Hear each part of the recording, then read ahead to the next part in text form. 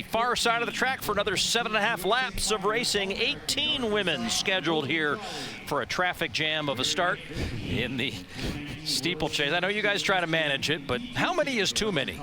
This appears to approach that number. And they thought of combining, but they wisely didn't. But dare I bring out a Mean Girls joke? The limit does not exist, Paul. There's always room on the track for one more athlete. Well, Lizzie Bird is one of those athletes, the national record holder of Great Britain. We just saw her. And then Maddie Borman, we got to talk about her, Colorado alum, 4th at the NCAA Championship back in 2022. There is, next woman up in terms of, who's going to emerge in this steeplechase discipline. Absolutely. And I think Maddie Borman is definitely on that short list. We've seen a lot of women bring their names to the forefront in this particular event. Last year saw Maddie run some pretty excellent midsummer times leading into, at, and then after the U.S. Championships. 9:22.99 is a formidable time, a formidable personal best that would put you right in that conversation. I thought I'd take a moment for those who feel a little bit like Leslie Jones, our NBC chief super fan, when they watch the steeplechase and are thinking to themselves, what is this thing? The steeplechase, 3,000 meters, we know that, but there are 28 barriers that our athletes have to clear, 7 water jumps, the first of which they will clear after they've done their first lap on the track. And so as our athletes hit the start-finish line for the first time, they are at about a 41, I believe that it was. This pace that they're trying to hit, the one that's on the green lights, is 9:23. That's the Olympic standard. That's about a 75-second per lap, which is tough for us when we're covering the steeple because our athletes run on the inside of the track to hit that water jump. But that's what we'll be looking for today. So out to the early lead, this is Nora Gerudo. Should be a name familiar to most of you. She was the 2022 world champion, number 4 all-time on the list. Has gone through some challenges, and just to be completely transparent, she was involved in a potential suspension from the Athletes Integrity Unit, but that ban was overturned in November, so she is back to racing now and trying to get herself back into championship form and using this opportunity in Los Angeles to try to do that. Behind her is the German athlete, Leah Meyer, 3-time national champion, European Championship silver medalist in 2022 when the meet was held on German soil. Also was a Tokyo Olympian back in 2021. But get into the early stages here.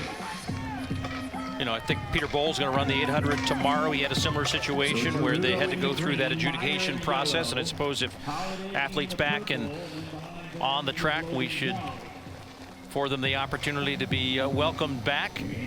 And Gerudo getting that opportunity here in Los Angeles. Holliday, Jolly, and Borman, the trio of Americans in tow here as they work their way down the backstretch. And a couple of talented Canadians, Kayla McCabe, who was an All-American at West Virginia. I always have a hard time saying that an international athlete was an All-American, but I think it's just like we're a welcoming country. The best. Yes. Yeah. You can be an American for the purposes of an All-American. And if you're one of the best in America, we will call you an All-American. Whether you are American or not, we will take ownership. We welcome you. Come one, come all. Kaylee actually 6th in the NCAA indoor mile, so working on her speed there, now coming to this steeplechase and putting herself right up in the front with all of these other more seasoned athletes. Holiday, another athlete to mention, works with the BYU coach Diljeet Taylor, and Borman, who you mentioned at the outset, all of our early contenders. Yeah, I think that one of the things we were talking about earlier is what is the benefit of having international athletes here? Well, you have athletes of the caliber of Nora Gerudo, a sub-9 minute, steeplechase competitor. A few years ago, she's run 8:53, one of the fastest people ever to do this. And you have the likes of Maddie Borman, who are just chomping at the bit to get around her. But I think also for some of these younger, maybe lesser, I don't want to say inexperienced, but lesser experienced on the international stage athletes, they see an athlete of the caliber of Gerudo and maybe have these second thoughts, Shannon, like, should I go around her? Because all of a sudden we were way ahead of this pace light, and now the pace light's starting to eat us up. So what do I do here? Do I pass this former world champion or not? Because there's a group of women behind her that look fantastic. Yeah, and as someone who's competed against in these international fields, there is a lot of that psychology that's going on, right? It's not uncommon for a race to get out strong, someone gets a gap and a lead, then it slows down and people are you know, ultimately running the same pace, but in completely separate packs. You know, we watched Stefan do that last weekend. Right now we have this whole pack, as you said, just kind of unsure if with 4 laps remaining they want to quite take the lead yet, but it looks like Halliday is double thinking that and might be willing with that, you know, a mile to go to start going to the front. You know, we talk about these benchmark moments and in their brain, okay, I'm going to push at this point. Somewhere in the next lap or two is where that, I assume, is going to happen. You got to think that Coach T, she's one of the best in the business, says to an athlete like Lexi, you know, don't treat this any differently than you've treated any other race of the entire year. We've redshirted this year specifically to give you an opportunity to perform at your best at the Olympic trials. You don't have to deal with the NCAA season, but go out there and just execute. These women that you're racing against, they're no different than the girls that you race against in the NCAA. Go out and beat them. And it's great to see Lexi up there, really just like giving the pros a run for their money. Yep.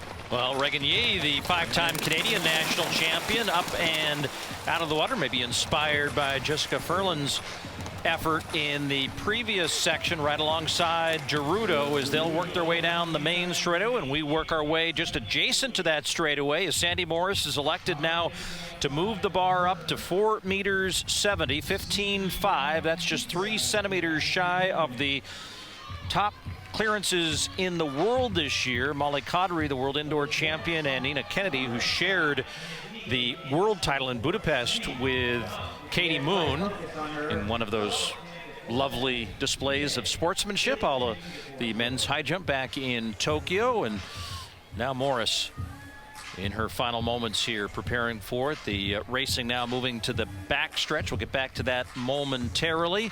No change in the lead with Gerudo still in front with Yee and Borman. Want to give Morris here her moment. Still more than 3 laps to go in that women's steeplechase. You know, she was hitting the pole there with that sticky spray, and I got to tell you, if I was a pole vaulter, I'd probably go through a couple of cans of that per competition because, Lord Almighty, I wouldn't want to lose grip. As Sandy Morris here eyes 470, which reinserts her name into the talks of who's going to come away with the medals this year in Paris. Katie Moon expected to be at Prefontaine next week. Had been nursing a little bit of an Achilles injury, bowed out of the Diamond League stop in Doha, and now here comes Morris as she will make a way down the opposite direction that the steeplechasers are running. And Morris liking where she's at, and we're perhaps going to see her take a shot at a new world lead here in 2024, but she puts it all together here. And you know, for a while she was training with Katie Moon, then moved herself back to this training situation in Arkansas. She's got a lot of talent that surrounds her. You got folks like Tara Davis-Woodall who are competing and training in that backyard. Ryan Krauser's down there, so it's kind of like this, you know, championship mentality. And my understanding is the University of Arkansas has a fairly successful track and field program collegiately as well. Just a bit. Heard of them. Yeah? Yeah, John McDonald, I don't know. I don't know why that name sort of comes to my brain, but one of the greats. Well, go do it. Go embrace success, and that's a great place to set up your training camp. And Nora Gerudo now leading Maddie Borman of the United States here as we get into the closing stretches. They'll have a bell lap to come here as one of the fastest ever in the event. Gerudo there in the lead. And she's just been toying with the field. I mean, every time that someone tries to get in front of her, she sits for a bit and then goes back in front again. But, I mean, that's, I guess, she hasn't competed since 2023 for reasons that you've mentioned. But at the same time, her personal best of 8:53 is, I mean, Lizzie Bird's personal best of 9:07, who's a little bit further back in this field, is closer. But Borman, for example, who's right next to her, has a personal best of 9:22. So we're talking about almost 30 seconds of a difference, which I think is why Gerudo is able to just sort of play with the field and control it. Well, she might be playing with the field, but right now she's playing chaser as Kaylee McCabe is going to drive and try to show some of that track speed that she has in the mile as they're all coming to the final water jump. This will be critical, and they all come out well, but no one came out better than McCabe.